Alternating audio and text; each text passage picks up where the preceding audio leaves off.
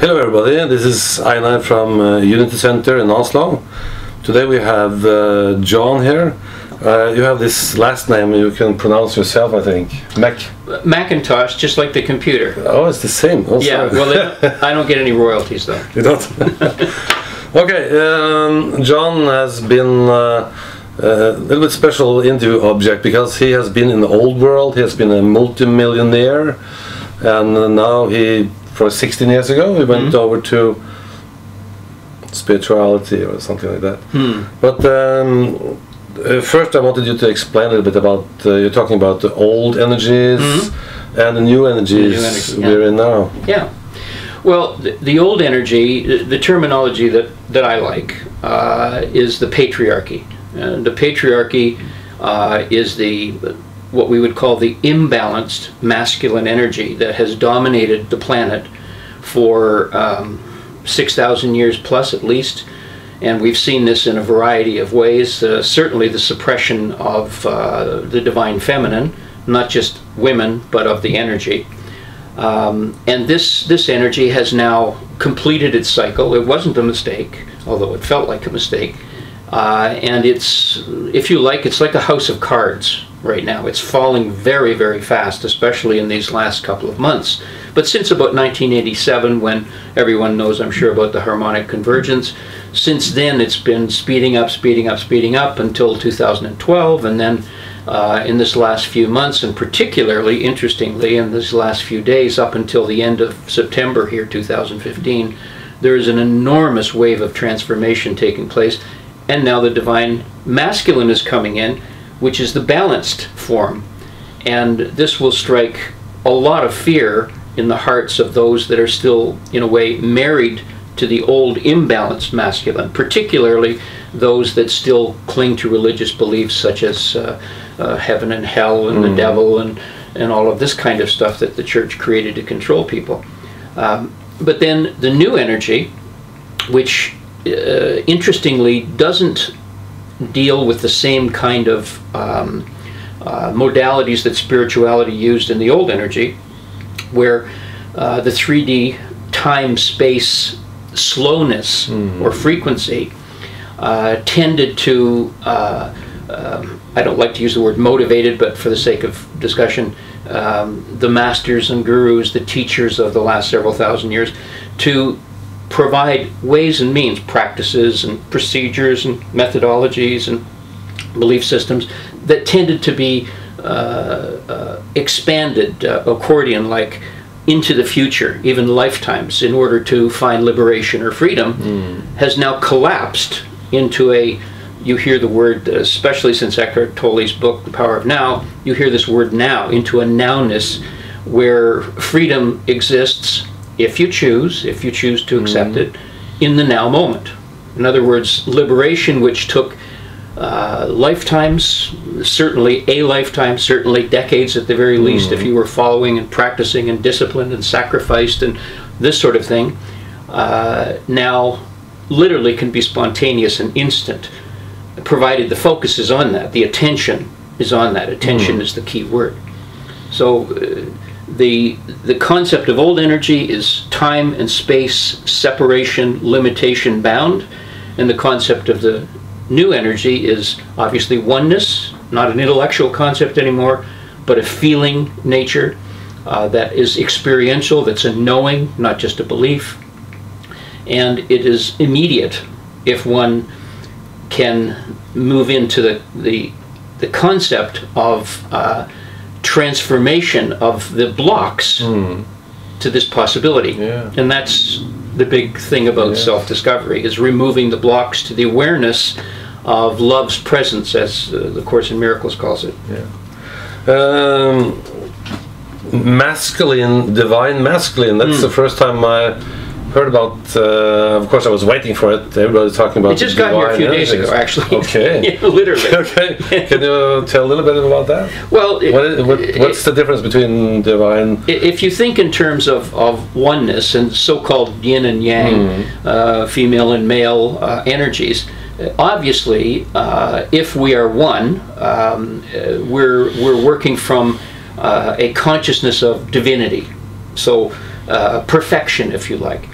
And so naturally, if there is a left and a right brain, a male and a female energy, there must be a divinity about it, a divine nature about it.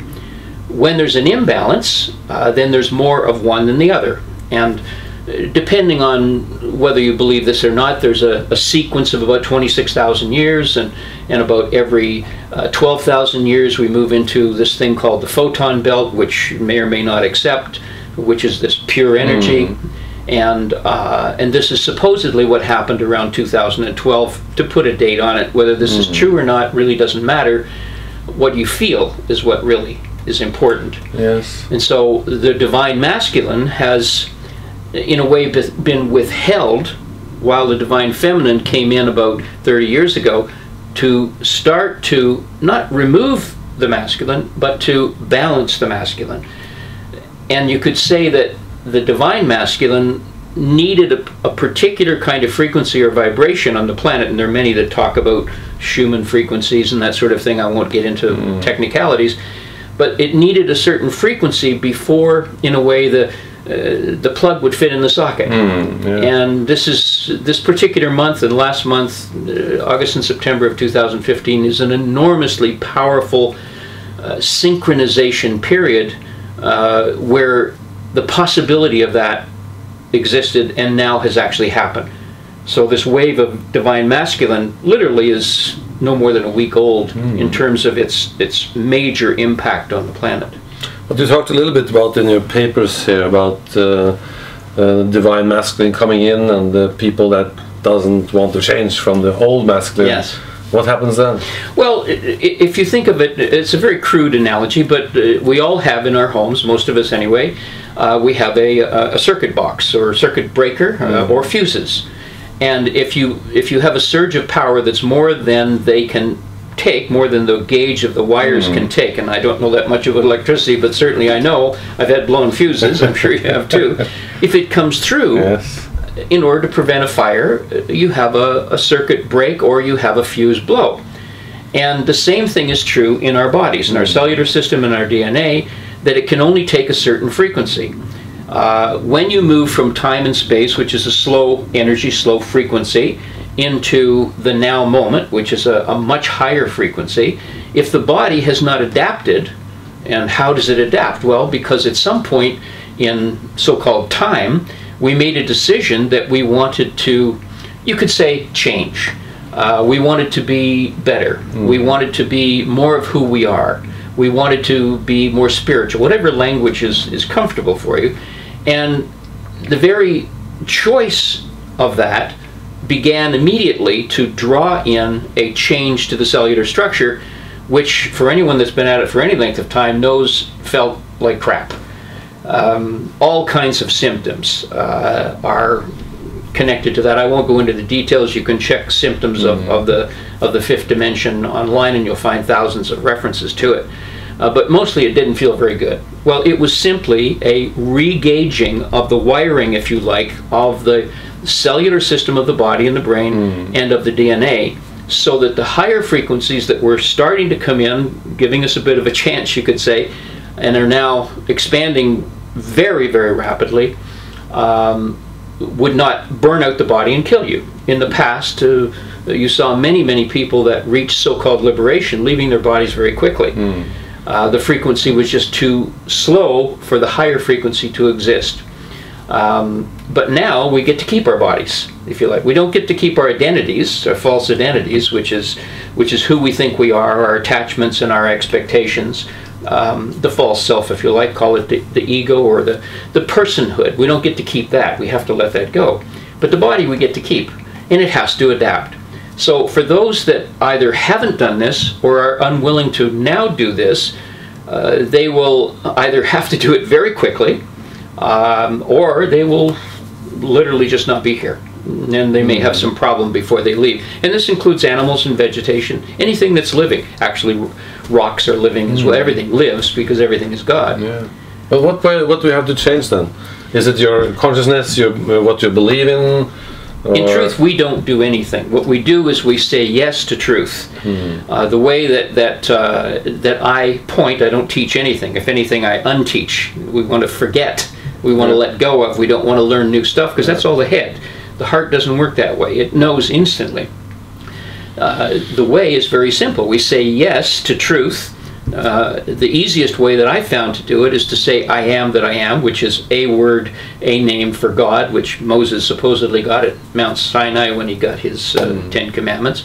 I am for short, if you like. Even some will even just say I. But I am that I am is what I use. And what that does is it's speaking the truth in a very short space of words, which immediately draws it to you. Wherever you place your attention is where your reality will be, where your experience will be. Where you put your attention expands. And so when that happens, you could say source or God or universal intelligence or whatever name you want to give it knows exactly what's blocking the truth within you according to your false identity, your attachments, and your expectations. So it knows exactly what's ready to be transformed, not released, not healed, because that's not possible. You can only take energy and shift it. So transform back into, you could say, into nothingness, because it's an illusion anyway. It knows exactly. And if you just say yes, then it will, I don't want to say come at you, but right now it's like a flood, it's like a tsunami that's coming at us. And if we continue to say yes, we are given all the help that we need in order to take it to the next level. For example, and I'm not drawing attention to myself here, but they'll meet someone like me who has gone through this transformation and knows in a way how to point to mostly who you are not who you are, but who you are not, because that's what's in the way. Who you are is there. I mean, it's not something you find, it's not something you become, it's not something you work towards, it's who you are. You just need to get the rubbish out of the way. And when you say yes, Source will help you do that. But the key thing here, the most important thing here is that it doesn't take weeks, months, years, lifetimes to so-called, quote-unquote, achieve this.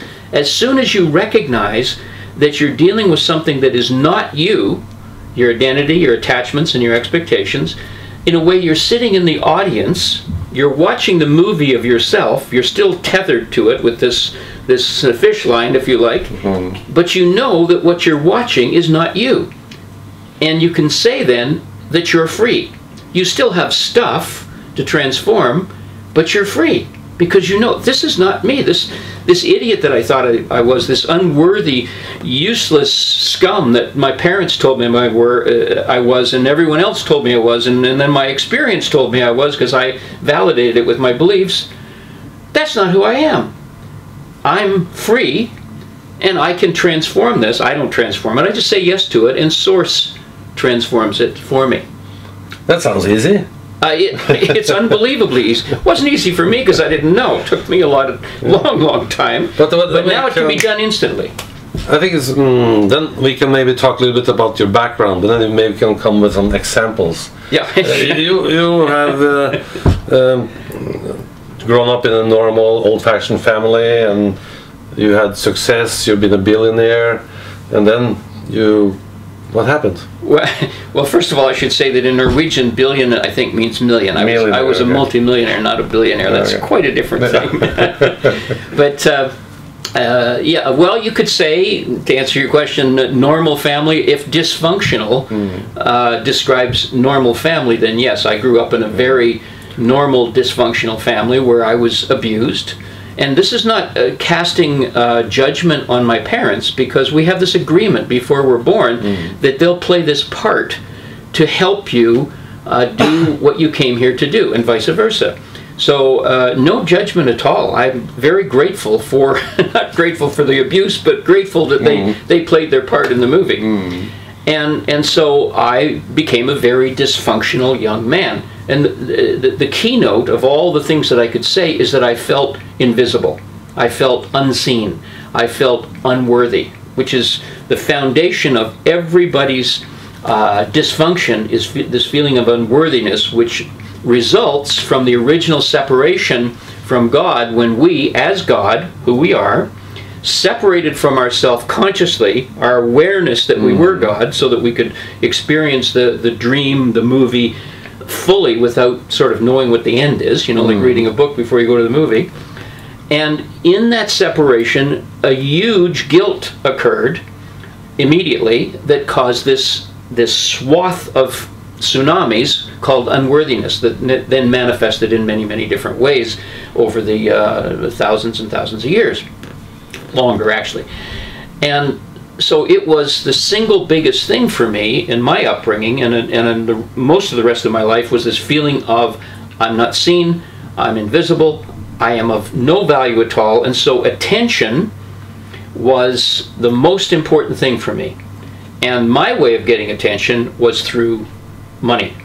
I didn't care so much about the money as I did about what the money would give me in terms of getting people's attention, getting their okay stamp that, you know, you're all right, you exist, and, you know, we care about you, maybe we even love you.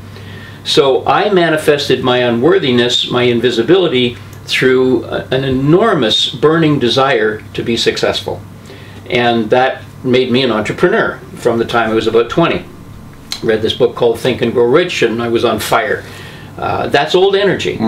It was wonderful, but it's old energy, and it's all in the head, all head stuff. And it worked great, and I taught it to tens of thousands of people around the world. And I went through many, many business attempts, most of which didn't work, and then finally found this company that was exactly the right hand-in-the-glove fit for me. And I very quickly became one of the top, in this case, distributors in the company.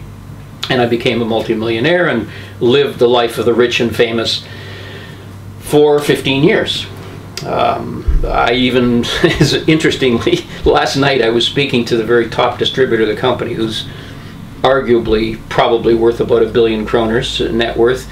And a few years ago, she invited me to Donald Trump's Christmas party. So just to give you an idea, I didn't go because it's a family day, but I was invited to this thing. And it's the type of thing that happens when you're in those kinds of circles. I had everything. I could do whatever I want. I could buy whatever I want. I had everything. But I still had this poverty consciousness of I'm no good, because it was all just a mask.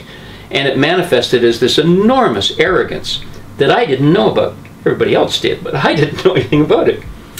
And so you have all this stuff, but you feel lousy. And one can only take this for so long. Some people can take it their whole life and not even discover it on their deathbed. I discovered it in 1999, and on January 5th, I jumped off the cliff. And myself, my large S, my higher self, my real self, set it up so that I would lose the arrogance, which required that I lose everything. 10 years later, I was walking down a major interstate highway in Florida with a shirt on my back, I had pants too, and shoes, and $5 in my pocket, which is what, 30 krones? Everything was gone.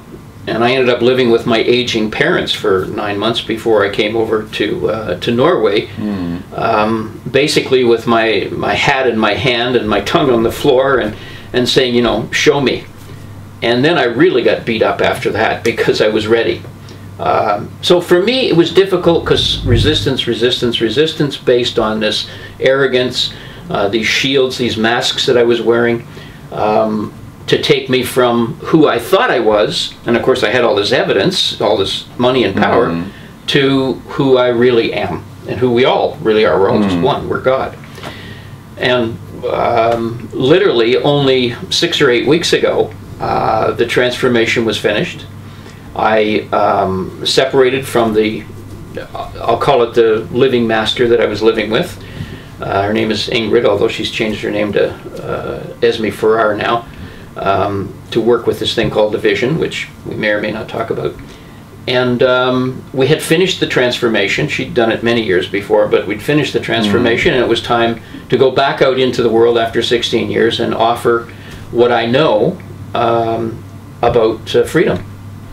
Freedom also means peace, it means joy, it means beauty, it means abundance, it means God, it means light. I mean, it's whatever word works for you. For me, freedom is the key word, and abundance, of course.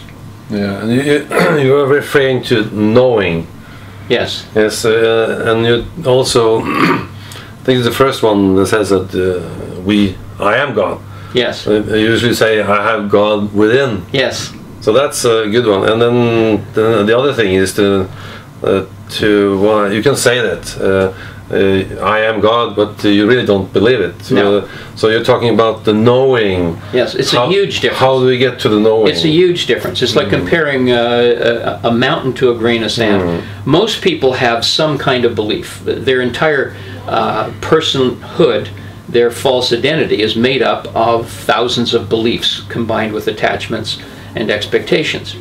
And then we have faith. And so religion has used these two words and massaged them into a kind of a comfortable package that people could use to work their way towards so-called salvation, whatever the religion happens to be, uses a different terminology. But knowing, it doesn't have any, even the word trust, which is after faith, still has an element of doubt in it. Because trust, I trust you. If we then put that in the context of the planet, trusting humanity, trusting other humans, we know that it's very often betrayed. So the word trust doesn't have the impact of the word knowing. Knowing, there's no doubt. There's no gray area at all. You know. Yes. You don't believe, you don't have faith, you don't have trust. I mean, you have them, but they're packaged within this knowingness. And the proof, without meaning to speak as if I know everything, because I know absolutely nothing except in the moment when it's given to me, is this business about oneness, which also is intellectual. Very, very few people actually know what oneness is. They intellectually can define it, but you can't put a frame around infinity. So all definitions fall back less than the truth, which is the restrictions that we have with language of any kind. One is one. It's not God plus us. That's not one. It's not God is within us, the spark, because then there's us and there's God, and God sends a spark to us in whatever way he does this, you know, with one of those electric lighters or with whatever he does. Whatever he does. It's still separation. And separation is not one. Yeah. God extends, the Course in Miracles says God extends itself, not himself, itself to itself.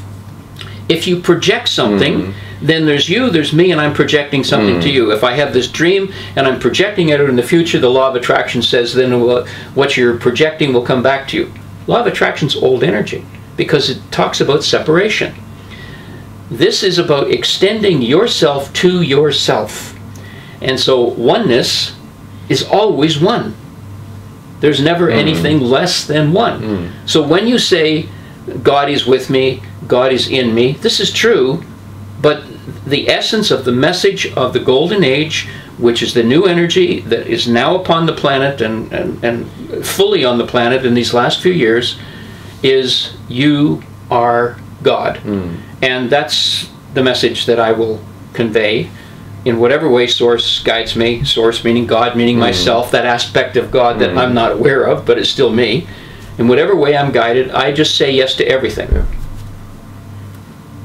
Very good. Can you tell me, you also talk a lot about Satsang.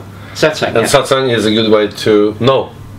Yes, knowingness. Satsang, according to one interpretation, is standing in the fire of self-discovery, or more specifically, standing in the fire of who you are not.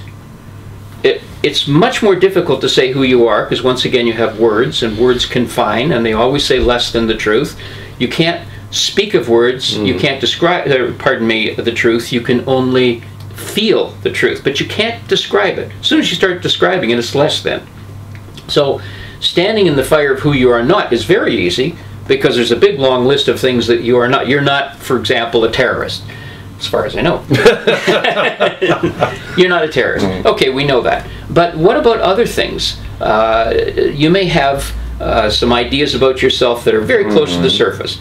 When I say you, I'm speaking of you, but everybody. And then just below that, some stuff, well, that's kind of uncomfortable, but I think about it once in a while. But way down here, there's stuff you don't want to look at all. And that is an aspect of you that you believe in, therefore you're giving it unconscious attention, and what you give attention to expands and becomes your experience, and you say, huh? Why me? Because you made the choice to create a mirror, and this is what Satsang shows you, a mirror. Everything in our life is a mirror of what we believe about ourselves. So everything that shows up, every single tiny thing that shows up is a mirror. Not to complicate it, but the self, big S, is constantly speaking to us about who we are not, but also who we are. You meet someone who's glowing and beautiful, you look in a child's eyes, you're seeing an aspect of yourself which you believe is you. But most of us tend to look at the news and say, oh, Jesus, those SOBs over there, why can't they stop this? And those terrible guys with the chemicals and the stuff in the food, and those guys, they're always, you know, attacking and hurting babies and all, and it goes on and on and on. We're actually looking at our own self-hatred. And whatever we see out there, whether it's right in front of our face with somebody punching us in the nose, or whether it's on television on the other side of the planet, it's an experience that we created based on our attention to who we believe we are. And when we look at those mirrors with that in mind, we, if you like, grow. We don't grow, we become aware of the truth very, very fast. You're no longer pointing your finger saying them. You're no longer judging. You're no longer resisting. You're saying, oh, that's me. That's really ugly, but that's me. And then, okay, I say yes to it. I'm going to feel this completely, and this can bring up enormous feelings of pain and so-called suffering and tears, and I mean, it's over the top, but it is so fast. And once we do that, the biggest thing here, the number one most important thing, is we do what we've not done all our life, just to run away or sedate or distract. We embrace it because it's God. This terrible thing that you thought you were, that you believed you were, you didn't know that you were, but this mirror has shown you, you felt it through, you embrace it because it's God. And when you embrace something because it's God, you're loving yourself, and that's the true interpretation of self-love, and you've opened the door for grace to come in and make the transformation. And it's like that. And once this happens once, you're free.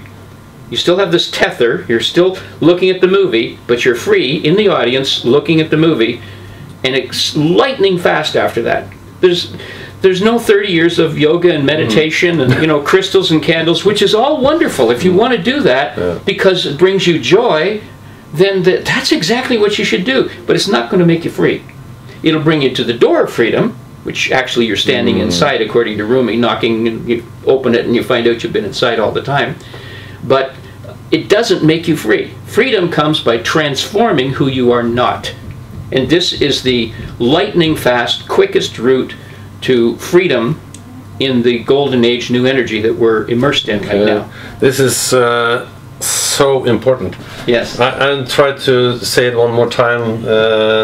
This is so important. Yes. So if I know that everything outside me is a reflection of myself. Right.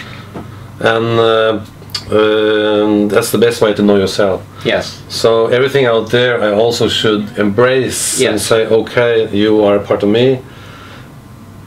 And what I do, I embrace it. Okay, it's me, and you That's feel. the second part. Yeah. And the first part is you have to feel it, and the first part of feeling can mean like, and I have to say it, you son of a bitch. You know, I hate you. These feelings have to come up. You have to say, yes, I hate you. I feel like I want to kill you. Yeah. You've got to allow these feelings to come up. You can't just embrace it when they haven't been felt. So first of all is, well, recognizing, obviously. Then you feel it, and then you embrace it. And the feeling might last a day or two. It might last a few minutes, whatever it happens to be. But you must feel it through. That's standing in the fire. It doesn't burn you. It only burns what you're not. But it still hurts. But it's fast. It's lightning fast. And then you embrace it, and grace takes over and transforms it. There may be several layers, by the way, of this, you know, because we put several masks on top of masks over the centuries, the lifetimes. But once you've done it once, it's like if you're going around a mountain to the top, around and around and around, every time you make a revolution, you seem to be looking at the same thing, but you're looking at it from a higher height. Wow. Yeah. You've transformed what's below it. That was super. It's very important stuff here. It's hugely important. Yeah, but now But easy. already. Yeah, it's okay. Well, you're gonna come back and have satsang and lectures and workshops at the center here. Yes. So we can yes. Come and see John. Yes, the satsangs will be more interactive though. Like we'll actually be getting into issues. Yes. Which is pretty simple. Everyone's got issues to talk about. Yes. Okay, I think that part is finished, and we can take it. We have already over time here. Okay. I want you to talk about. You have this vision. Yes. Can you tell a little bit about that? Okay. Well, my it was my partner, Ingrid, who is now called Esme for our. 16 years ago, she was what they call self-realized in the old energy. She was not awake. Awake only means that you're aware of the possibility of freedom. She was, I hesitate to use the word enlightened, but she was free many, many years ago. And she's been able to see and talk with angels and masters since she was a child. When I say see and talk, I'm talking about just like this, like we're talking right now.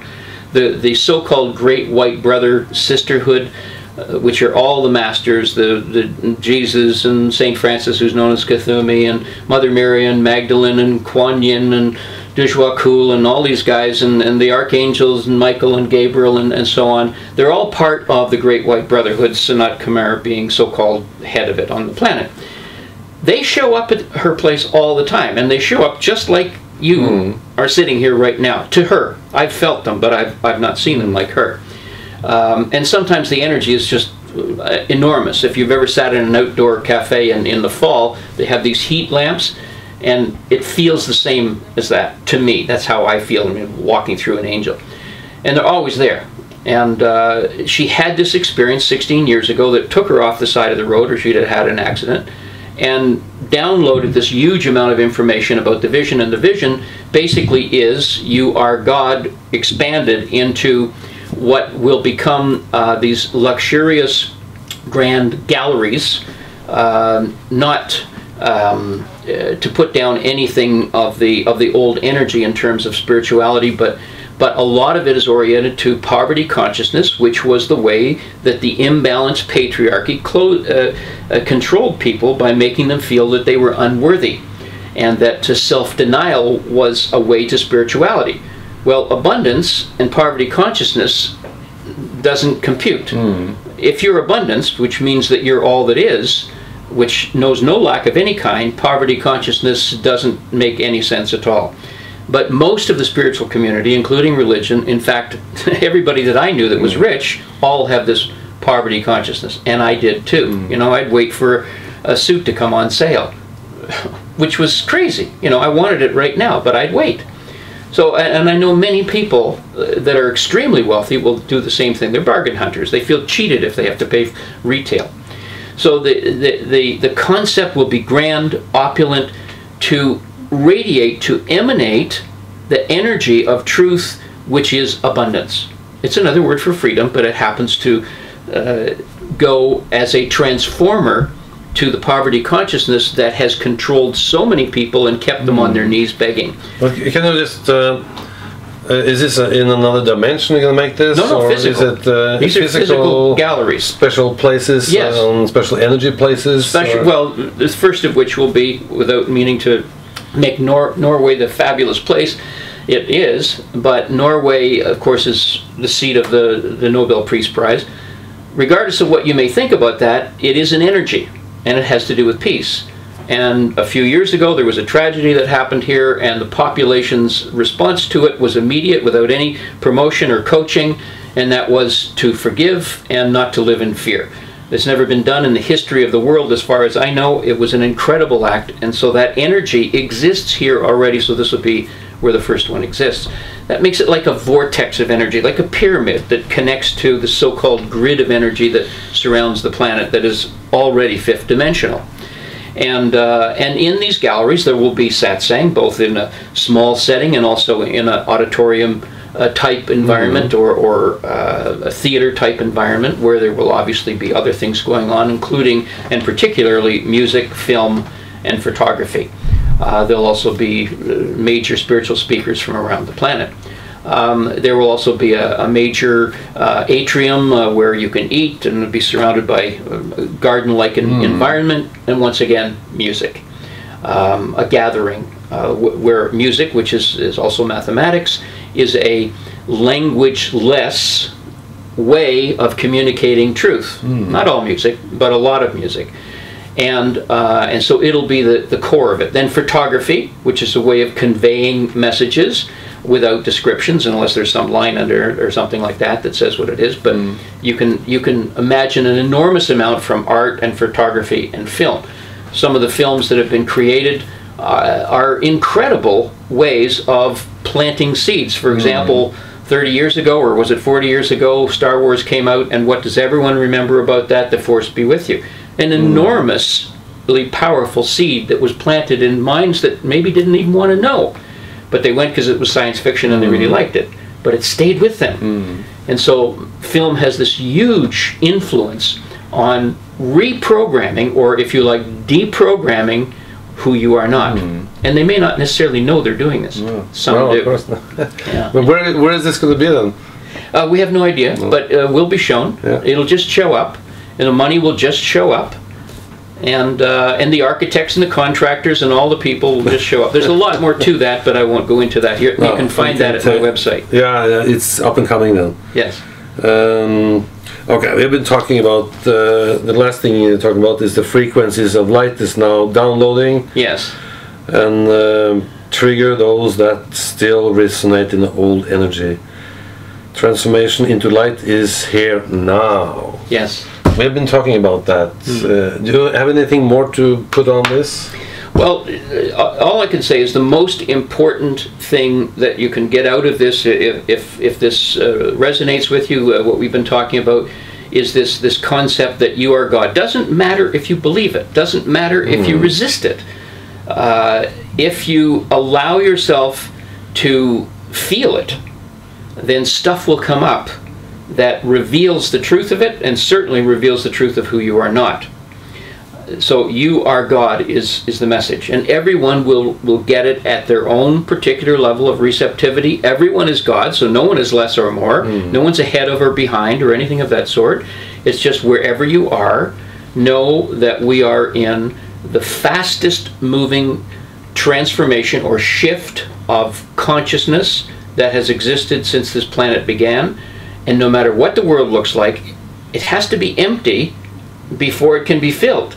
And so when we see things falling apart, when we see the imbalanced masculine falling apart, the financial systems, the political systems, the educational systems, the religious systems, when we see these things and many more falling apart, it's painful, can be extremely painful if you're in the middle of it, but it's an extremely good thing, because what is full must be emptied before the new can come in. That's what's happening.